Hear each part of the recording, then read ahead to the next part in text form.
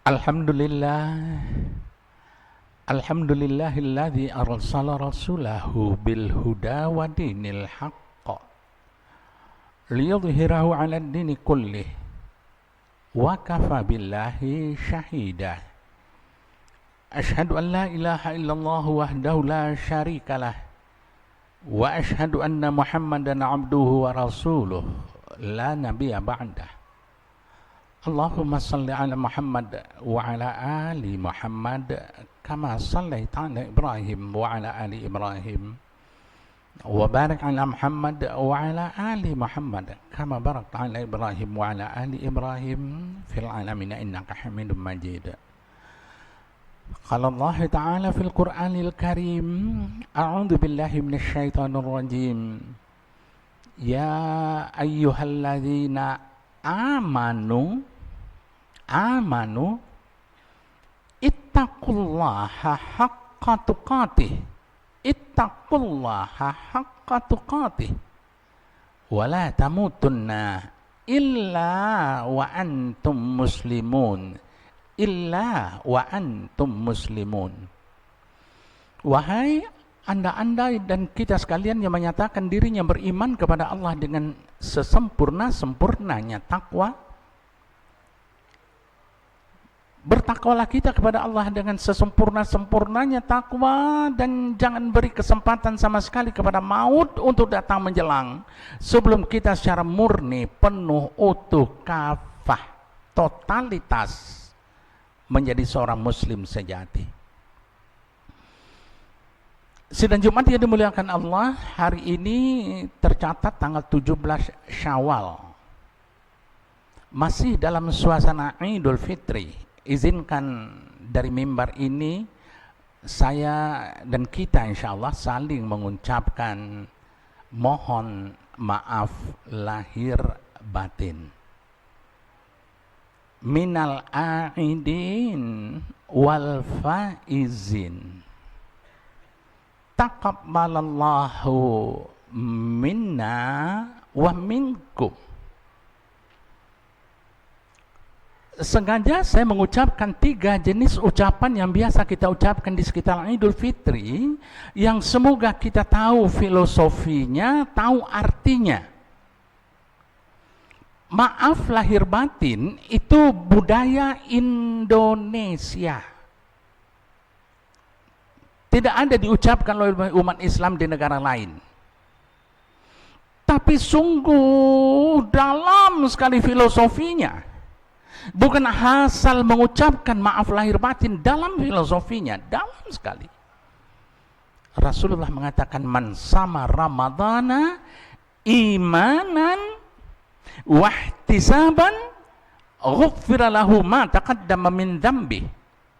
Barang siapa yang sebulan lalu telah melaksanakan saum Ramadan didasari oleh iman hatinya yang penuh, ihtisaban kalkulasi rasional otaknya yang penuh, maka akan diampunkan semua dosa-dosanya yang telah lalu. Berarti tidak otomatis semua orang yang saum dapat pengampunan dosa. Tapi saum yang hatinya ikut secara penuh dan otaknya ikut secara penuh, hanya itu yang mendapat pengampunan dosa. Kalau kita ikut secara hati yang penuh, insya Allah sebagian terbesar kita sudah melakukannya. Patuh, taat. Lemari makan penuh makanan, kulkas penuh bahannya. Tapi karena patuh pada Allah kita tahan makan, minum. Semoga yang lain yang dilarang juga kita patuhi. Tetapi apakah kita sudah ihtisaban? Sudahkah saum kita pakai kalkulasi rasional?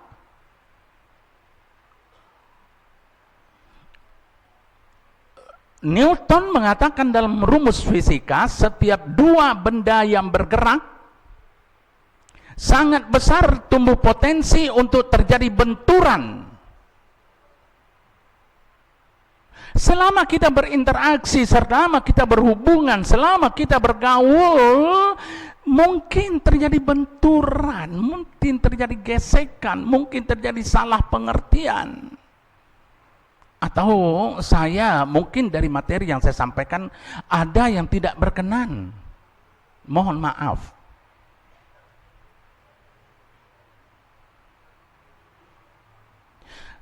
Allah mengatakan, kalau engkau dosa langsung padaku, kau tobat.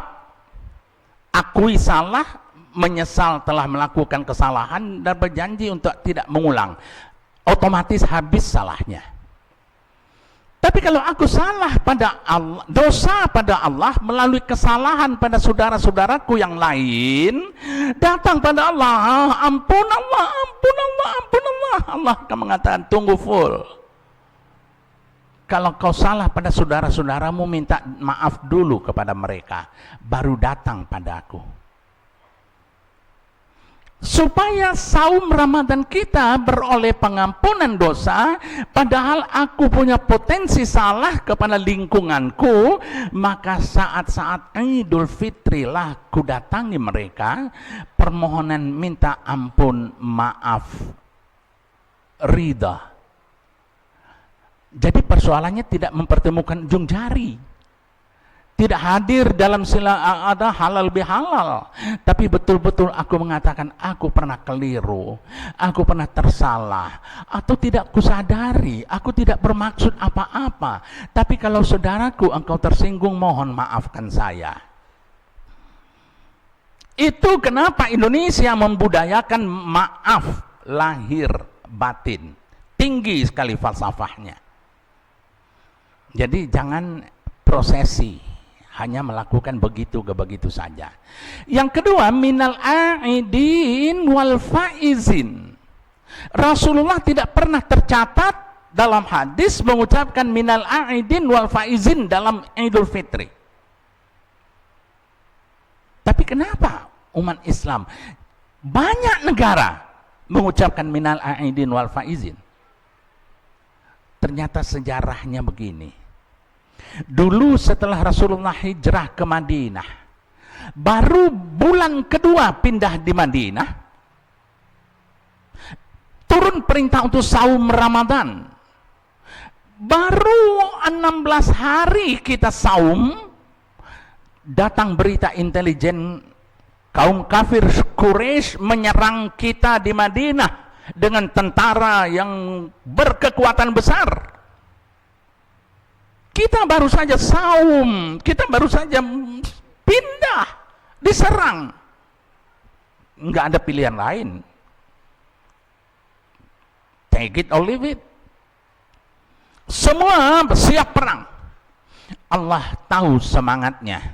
Allah kirim malaikat untuk membantu sehingga perang itu, perang Badar namanya, dimenangkan oleh umat Islam. Kita sedang saum, kita tiba-tiba diserang, kita baru saja pindah ke daerah baru, tapi kita menang.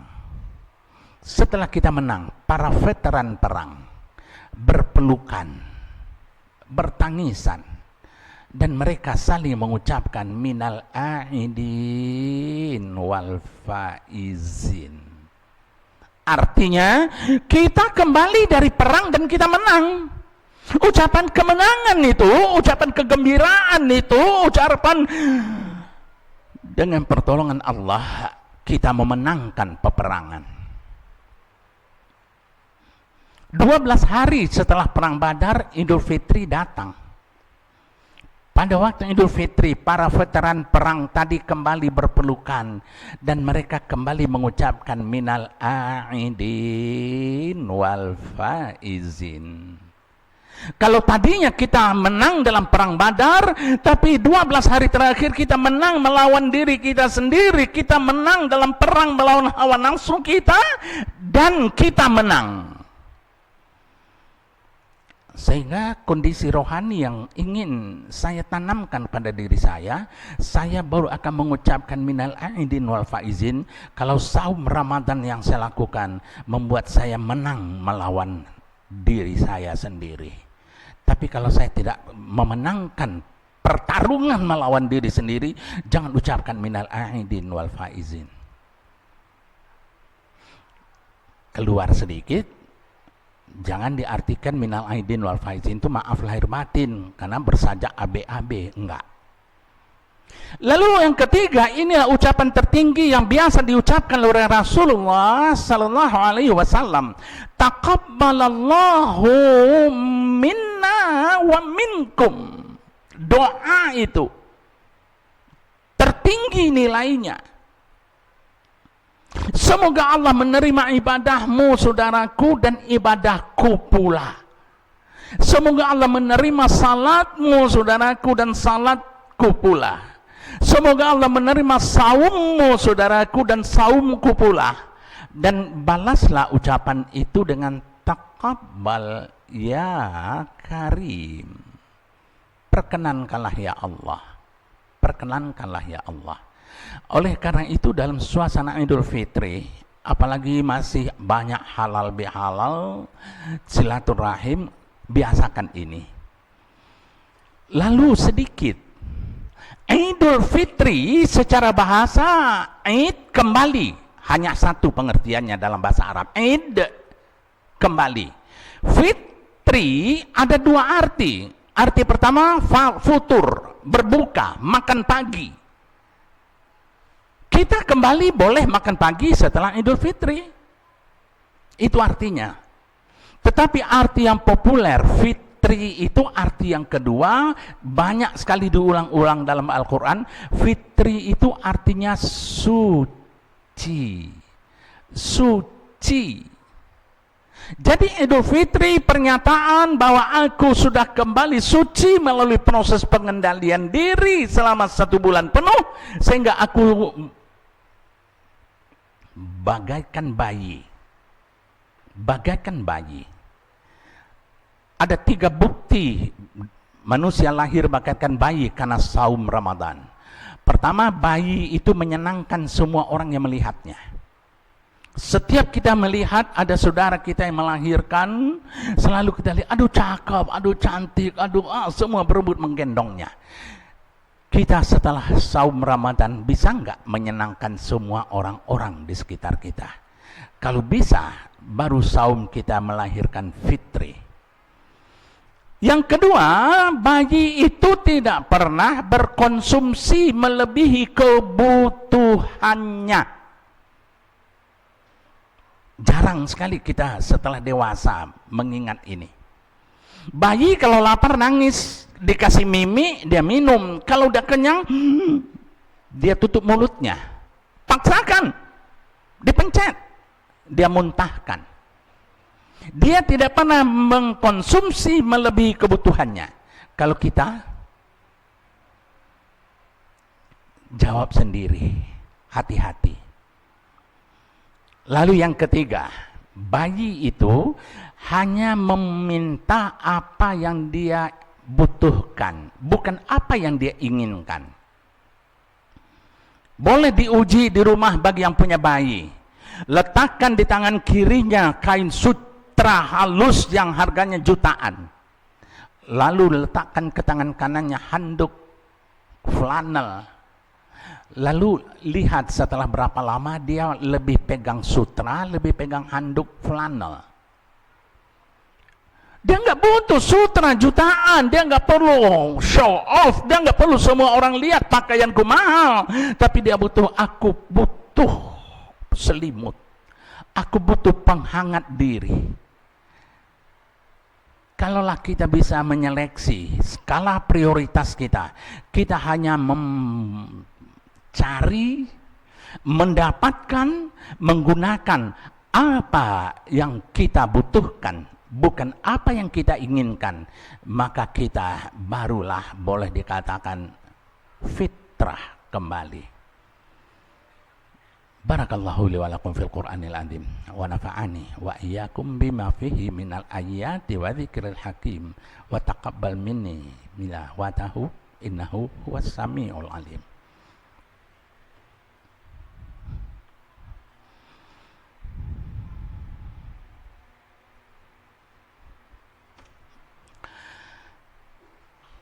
Alhamdulillahi nasta'inuhu wa nastaghfiruh wa na'udzu billahi min syururi anfusina wa min sayyiati a'malina. May yahdihillahu fala mudhillalah wa may yudlilhu fala hadiyalah. Amma ba'd. Sedang Jumat yang dimuliakan Allah, izinkan saya menggunakan 2 menit saja khutbah kedua ini dengan mengatakan inti Idul Fitri adalah silaturahim. Atau boleh, nggak salah, silaturahmi. Walaupun secara bahasa lebih tepat silaturahim. Silah menghubungkan, mendekatkan, merekat, menyatukan. Rahim satu pengertiannya seluruh dunia adalah tempat di mana semua manusia ini berasal. Semua umat manusia apapun agamanya berasal dari rahim Siti Hawa. Kita berasal dari rahim ibunda. Silaturahim dihubungkan kembali apa yang mungkin dulu satu, dekat, erat, tapi terpecah, terpisah, terganggu karena macam-macam alasan. Padahal kita berasal dari rahim yang sama.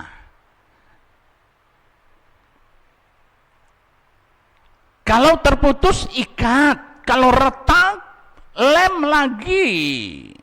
Kalau perlu ganti batanya, ganti. Jangan biarkan dia. Kalau berjauhan, itulah dia falsafah mudik itu menjadi benar. Padahal mudik itu tidak islami, tidak ada ajaran Islam. Tapi budaya Indonesia yang sangat positif dalam menghubungkan silah yang orang-orang dulu berdekatan, bahkan saudara kembar. Satu ditugaskan dokter di Kabupaten di Papua, satu ditugaskan dokter di Sumatera.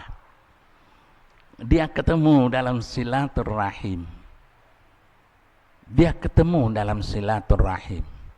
Jaga silaturahim ini yang sempat rusak, gabung. Tapi yang sudah bagus jangan dirusak.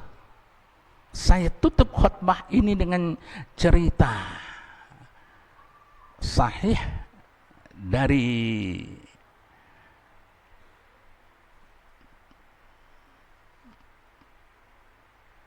Abu Sufyan. Dulu nanti akan terjadi seorang ahli ibadah, rajin hubungannya dengan Allah, rajin salatnya, rajin ke masjidnya, rajin zikirnya. Setelah di yaumil akhir ditimbang oleh malaikat, kelihatannya, tanda kutip, kelihatannya dia akan masuk surga. Tapi ternyata banyak orang antri. Tunggu malaikat, dia memang ahli ibadah. Tapi dalam muamalah dia nggak bagus. Dia menyakitiku, dia memfitnahku, dia merampas hakku, dia banyak sekali kesalahan muamalah yang dia lakukan. Tertunda dia masuk surga. Lalu malaikat memindahkan pahala calon penghuni surga ini kepada orang yang dia zalimi. Sampai habis pahalanya. Ternyata yang ngantri masih ada. Apa yang dilakukan? Dosa dari orang yang didalimi dipindahkan kepadanya. Mari kita isi yang hanya tersisa 12 hari lagi Syawal ini dengan meningkatkan silaturahim. Karena silaturahim dijanjikan oleh Rasulullah akan memperpanjang usiamu dan memudahkan urusanmu. Akhirnya, mari kita tutup khutbah ini dengan menundukkan kepala kita, menadahkan tangan lemah kita, bermunajat pada Dia yang satu yang hanya padanya saja doa tertuju. Allah Azza wa Jalla yang hanya padanya segala pinta bermuara. A'udzu billahi minasyaitonir rajim. Bismillahirrahmanirrahim. Alhamdulillahi rabbil alamin. Assalatu wassalamu ala asrafil anbiya'i wal mursalin wa ala alihi wa ashabihi rasulillahi ajma'in. Allahumma ighfir lana wa liwalidayna warhamhuma kama rabbayana shighara. Wa li jami'il muslimina wal muslimat wal mu'minina wal mu'minat al ahya'i minhum wal amwat bi rahmatika ya arhamar rahimin. Rabbana taqabbal minna salatana wa siyamana wa qiyamana wa ruku'ana wa sujudana wa takhashu'ana ya arhamar rahimin ya mujibas sa'ilin. Rabbana hab lana min azwajina wa dhurriyyatina qurrata a'yun waj'alna lil muttaqina imama. Rabbana atina fid dunya hasanah wa fil akhirati hasanah wa qina adzabannar. Ibadallah, innallaha ya'muru bil 'adli wal ihsan wa ita'i dzil qurba wa yanha 'anil fahsya'i wal munkari wal baghi ya'idzukum la'allakum tadhakkarun wa la dzikrullahi akbar.